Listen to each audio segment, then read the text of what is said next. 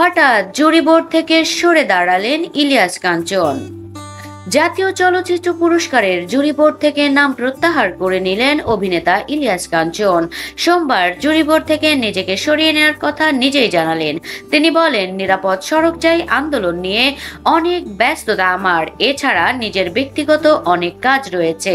ব্যস্ততার মধ্যে নতুন করে জুরি বোর্ডের সদস্য হিসেবে কাজ করা সম্ভব নয়, তাই মন্ত্রণালয়কে আমার অপারগতার বিষয়টি জানিয়ে দিয়েছি।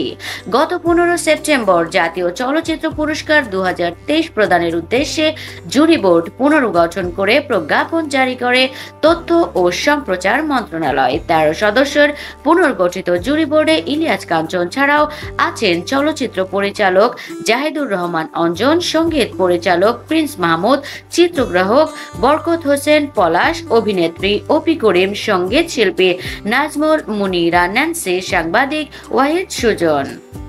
আরও রয়েছেন বিএফডিসির ব্যবস্থাপনা পরিচালক, বাংলাদেশ ফিল্মস আর্কাইভের মহাপরিচালক, তথ্য সম্প্রচার মন্ত্রণালয় চলচ্চিত্র অধিশাখার প্রধান, ঢাকা বিশ্ববিদ্যালয়ের টেলিভিশন, ফিল্ম ও ফটোগ্রাফি বিভাগের চেয়ারম্যান এস ইমরান হোসেন।